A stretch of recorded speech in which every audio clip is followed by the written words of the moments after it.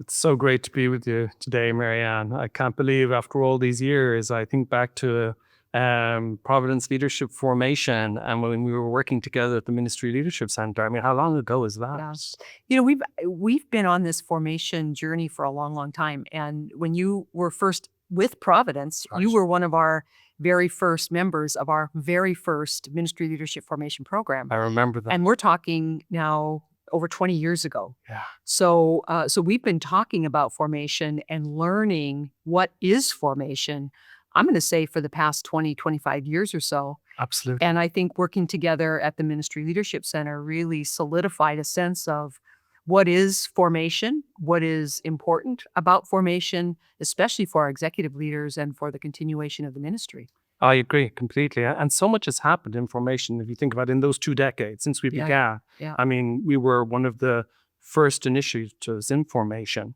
And I think especially about what's happening now, I mean, we have our some of the systems are offering 2-year executive training formation programs, and others are year-long for mission leader for managers and directors and above. And then more and more is happening in the front line. I mean, it's quite extraordinary all that has happened in that time span that we've seen and witnessed. One of the things I always say is I've said it about Providence, but I think now for all of Catholic healthcare, we have this insatiable appetite. It's like we want more and more and more. And as our executives have experienced what formation is and what it's done for them personally and how it guides their work as executive leaders, and then, we need these for our managers and Exactly. God, our frontline caregivers, our Exactly. frontline associates. There's They such a- need There's this. such a huge hunger. Yeah, This hunger for meaning and Yeah. meaning making, and people are so attracted to that right. when they realize what formation is Yeah. and what their preconceived notions of it aren't. Yeah. It's amazing the effect that it has on the community. Yeah. And the organizational culture. So I don't think we knew early on, like, always wanting to measure. How can we measure formation? I remember in the early days, I would say, Exactly. how do you measure inspiration? How do you measure that sense of deep connection? And what I used to say is, if we still know ourselves in 20 years, it worked. And so here we are And now, 20 years later, And- we do still know ourselves. I think it's we see it Yeah. across Catholic healthcare, this kind of cascading effect from the executives through to the managers and them wanting formation at the front line. And again, as you say, this hunger for meaning making, which is so needed in today's world. But one of the things I'm really struck by is, the continuity of the healing ministry of Jesus. Like, who is going to be doing this as we move forward into the future? Yeah. That's out of all that's happening, this is a recurring question that keeps coming up. Is it enough? Yeah. Is it enough? And certainly, it's never enough. How do we continue to fill the appetite that we have? Certainly for meaning and purpose. I think that's an important on the individual level and how we touch in on that. Exactly. But collectively, as a ministry, we also have an awesome privilege and an awesome responsibility to really ensure that the spirit with which our ministry started, that it continues with that same kind of passion and that same focus on the healing ministry of Jesus and how we continue that.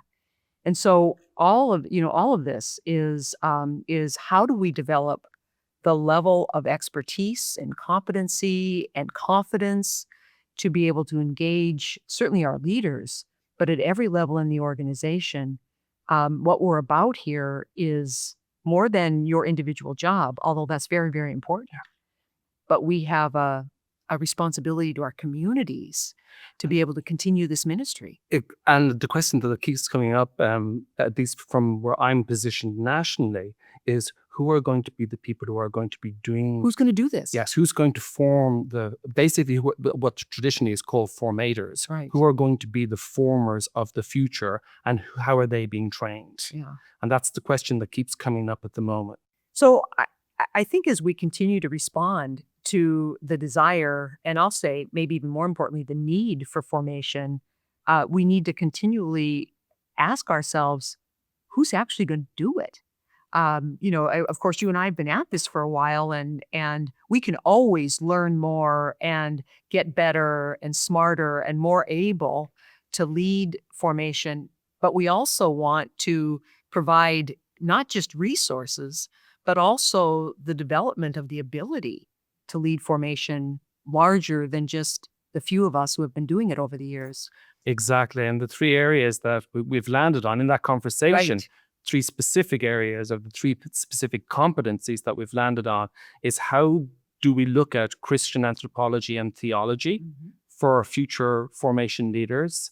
How do we look at psycho-spiritual development? And how do we look at the design, development, facilitation, and implementation of the programs? Yeah. Those were the three areas that we landed on.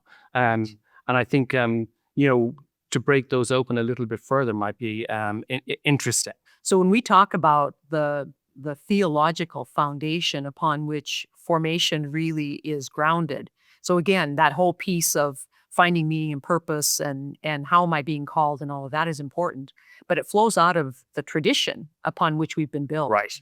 And so from that depth of theological awareness and theological knowledge, I think, and how to be able to talk in a way that's acceptable and understanding to all, we want to be able to make the connections with the key themes. That's not exhaustive, of course, Right. but when we talk about vocation and tradition and spirituality and discernment and ethics, that we do that grounded in the theology upon which we have grown.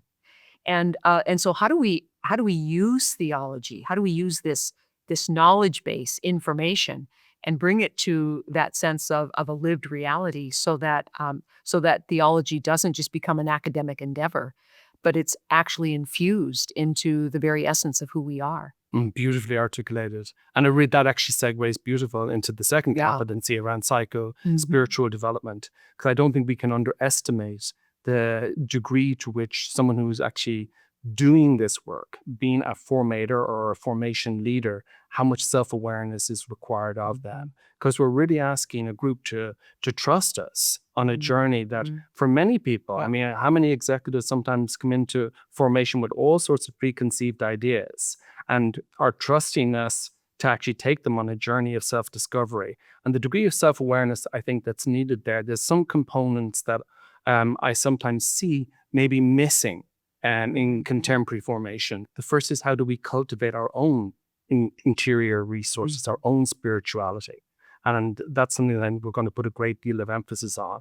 Second is psychological awareness. What tools and methodologies do we use for psychological awareness? For example, the Enneagram is an ideal tool. In other words, how do we really ground the person from the inside out? Because really, that's what formation is. How settled I am in my interior is how I'm going to be as more present as I can be in my exterior. And the more present I am, the more aware I am, the more attention I can bring, the more intentionality I can bring to what I'm doing.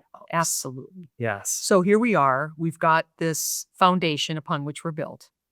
And then how do we become then as individuals the conduits so that this can flow through us? So grounded as in self-awareness and personal spirituality. And then how do we do this? That's right. How That do we do brings us this? to the third So competence. how do we grow in our ability to facilitate? Because this isn't teach people what they don't know. There's certain pieces that are didactic, but the bigger piece is how do we allow those engaged with us in formation to be able to take this into themselves and to process it? Exactly. And how do we guide that in a facilitative way? Like what you said. And I remember a mentor of ours saying to us, ultimately formation is orchestrating an experience. Absolutely. It's not about coming in with an agenda. You do have definitely knowledge that you want to convey, but ultimately it's an experience of the heart. It's a heart-to-heart connection that you're making. So that's what enlivens the person and enables them to make those connections themselves between their own values, their own purpose with the organizational values and purpose. And I think that's such a gift that we're bringing. And when people realize that, I always see almost, I mean, to a T, that they want to pass it on. Diarmuid, thanks for your leadership and the work that CHA is doing to ensure the continuation of the ministry well into the future. Well, I've said thanks to you as well for being part of from the very beginning, and also thanks to Sister Mary and to CHA for their willingness to put this program out there. For where we're headed. Exactly, Yeah. exactly. Yeah, very good.